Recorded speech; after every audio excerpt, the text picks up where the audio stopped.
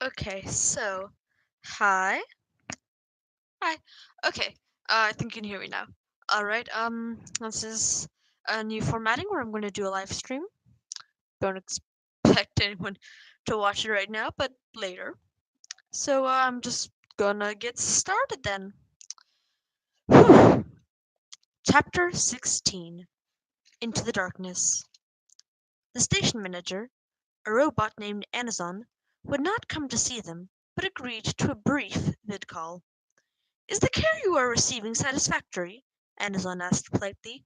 "I hope that Hajim is seeing to your other needs." Derek did not waste any time on pleasantries. "Where's our ship? Where's 07B?" he demanded. "I regret, sir, that I am not permitted to tell you," the robot said without a hint of regret in his voice. "Who gave that order?" "I regret, sir, that I am not permitted to tell you that either." Derek was determined not to be thwarted. "Who is your supervisor? What's his name?" "My supervisor's name is Adam Jackson." "Get him on this channel. Mr. Jackson may not be available at this time. Do it. Use whatever priority you have to get him to answer, and keep the line open. I want to hear what you say." The robot reached forward for the hyperviewer controls. "This is Anazon, manager of Rockcliffe Station, requesting a conference with Mr. Jacobson," a voice said. "One moment," and there was a pause. "Yes, Anazon," a new voice said. The words were muddied by the faint electronic echo which was the telltale sign of a scrambler somewhere in the link. "What is it?" "Anazon called you on my behalf," Derek cut in. "Your robots have appropriated my ship. I expect you to order them to return it."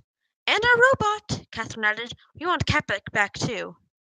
The hypervision image of Anazon faded, and was replaced an instant later by one of a round-faced man with narrow eyes and shiny black hair. In sharp contrast to the robot's slender physique, Jacobson's stout body was perched precariously on his executive chair, like an egg on a teaspoon. "Excuse me, by whom do I have the pleasure of being ordered about?"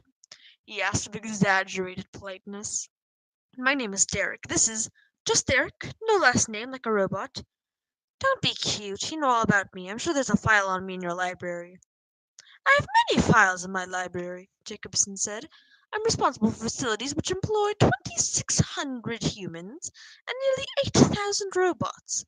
Believe me when I tell you that neither your name nor your face are familiar to me." His gaze flicked toward Catherine. "And you, miss?" "Catherine Burgess, and don't call me miss." "My apologies if I insulted you," Jacobson said, bowing his head slightly. "Now if I could ask you to restate your complaint. This is most irregular, to have someone barge in on a private call. I'm afraid it rather distracted me." Derek was too furious for words, but Catherine took over smoothly. "We are found on a damaged spacecraft and brought here to Rockcliffe Station. Now the station manager refuses to allow us access to our ship." "Refuses you access?" Jacobson asked, wrinkling his forehead. "Whatever for?" "It won't tell us," Derek said. "It says it's been ordered not to tell us. My guess is by you." "I assure you not," Jacobson said, reaching for his computer. "If you'll just allow me a moment to check the records." He turned his back to them briefly. "Oh, yes, of course," he said to himself as he studied the screen. "Of course what?" Jacobson turned back to face them. "I do recall hearing about you after all, Derek. You're the amnesia case Dr. Gallen is studying. That explains a great deal. Not to me, but it does all the same. You see, the care you've been receiving is quite costly. Dr. Gallen said the bill will be charged against the station account." "I'm afraid Dr. Gallen made an error," Jacobson said. "That would be the case if you were indigent and unable to pay, or if the cost of your care exceeded the guarantee made by your home world on behalf of its citizens. But my case is different. Indeed, your citizenship is unknown, your financial assets are unknown. Indeed, there's even some question about your majority under spacer law," said Jacobson. "I'm old enough." "We have decided to presume so," he said. "But in any case, since you have not been able to supply us with identification, we have no choice but to seize your tangible personal assets in payment of your account." "My tangible assets? Your ship and its contents have been appraised generously, I assure you." Jacobson said, glancing back at his computer. Even so, there's not much left after subtracting the salvage fee and the expenses of the rescue operation. Still, there's more than enough to cover passage to the next one on the next shuttle and keep you fed in the meantime. Derek gasped disbelievingly. You can't do that. You can't just take everything a man owns. It's the judgment of the Minister of Finance that anyone who has assets enough to own a ship in the first place can quite afford to pay his bills, Jacobson said, sitting back in his chair. If we were to let you get away with this, I'd be overwhelmed by freeloaders, all claiming to have forgotten where their funds are held. Are you accusing of me making this up? Ask Dr. Gallen. Dr. Gallen does not set the policy for the station. I do. At least you finally admit that this is your doing, Derek retorted. I can't believe the nerve that charged me for rescuing me. We'd have gone out to intercept that ship whether we'd been on it or not. From our point of view, that ship wouldn't have been there endangering our facility unless you were in it, Jacobson said lightly. Just a moment, Catherine said. That ship is half mine. Maybe you can grab his half for payment, but you can't touch mine. And you know who I am. I authorized a draft on my account at the Oran Exchange. So you did, Jacobson said. Tell me, what sort of account was it? A living share, a family trust. Catherine's face was beginning to grow grey. Which is a revocable trust, is it not? I guess. I regret to inform you that on May 26th your account was closed and all funds withdrawn. Have you other assets of which we may not be aware? No, Catherine said, her expression acutely pained. That was my living share. How could they take it back? How could they do such a thing? I cannot say. The fact remains they did. You are legally an adult and responsible for your own debts. Therefore, we have been obliged to exercise our rights to your portion of the property as well. We won't get away with this, Derek threatened feebly. Not a question of getting away with anything, Jacobson replied. We are well within our rights. You should be grateful that you're alive instead of fussing over a ship which I understand is not in flyable condition in any case. Since you couldn't have paid for its repair, you'd have had to try to sell it anyway, and I doubt very much you could have gotten anything near the price you were paid by us. You, Derek sputtered. Now, if you'll excuse me, I have other business to attend to. The link dissolved before Derek could reply. Do you believe that performance? He exclaimed, turning to Catherine. He was shocked to see how empty of spirit her eyes were. Performance, she said mechanically. This isn't what it looks like. This is just a way of separating us from the ship. To pay us for it, they've had proof that we own it. More than our word and the fact they found us in it. Do you know why they're not asking for that proof? They don't want to know. Just like they don't want to know whether I'm too young to be responsible for my own debts. It doesn't matter, she said. None of it matters. Derek stared at her. What's bothering you? My money. My family took my money. Is there any great surprise? The patrol probably reported you missing when they went out and picked over what was left of the Golden Eagle. They didn't even give me a chance to explain, she said despairingly. Explain to who? He asked gently.